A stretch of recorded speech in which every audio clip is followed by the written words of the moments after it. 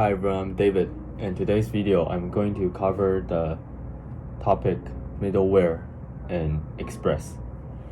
And in today's video, I'm going to go through 8 code challenges I did today, and I will go through some key points and the knowledgeable ideas I came across when I was doing the practice. Yes, let's go. So in the first code challenge, we're going to pass in the middleware as the second argument in the app.get middleware, and the first argument is going to be the path that the server is going to fetch the data from. Yeah, so that is the first code challenge. And for the second challenge, we're going to attach a mood property to the request object on every request, and then continue with the rest of the route matching. However, something is missing. Fix it so that it moves on after attaching the rec.mood.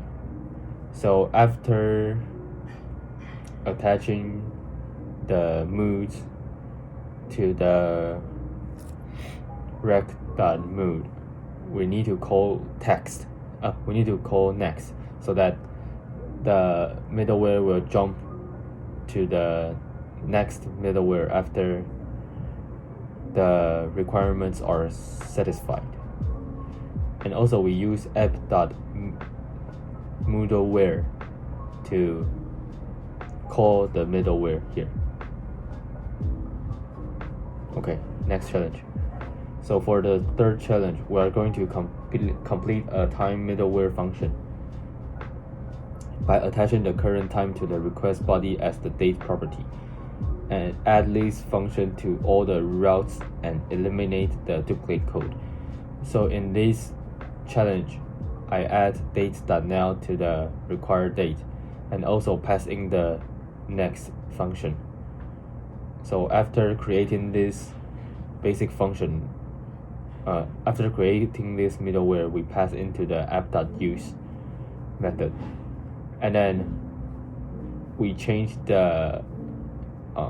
it to required date in each middleware that happens after the middleware that we declared.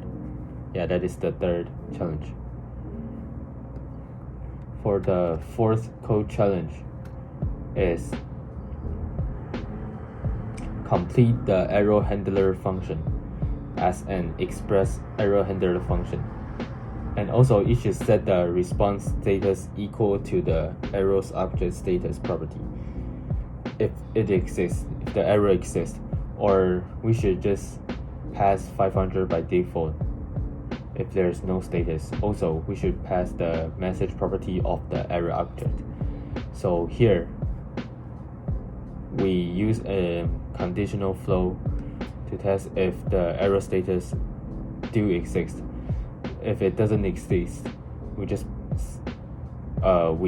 the error status into the default 500, or else we just pass the current error status, and also we should send the error message back to the server.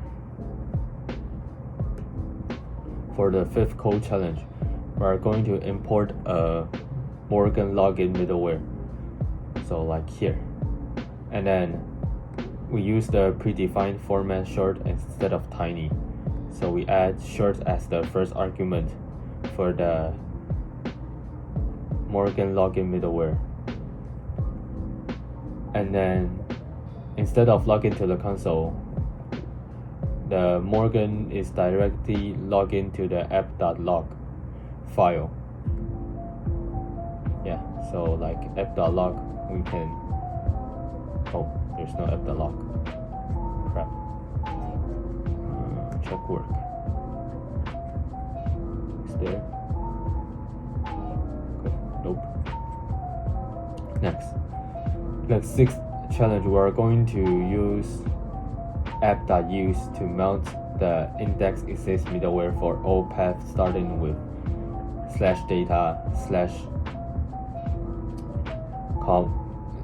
/ semicolon column and index. Okay, so we pass in the index.exist middleware here and pass in the path here. Yeah, so basically this challenge is complete. The 7th code challenge is we should check if the we should use the isAdmin middleware function to check if the route have the access to the secret data object. So here, where did I write it?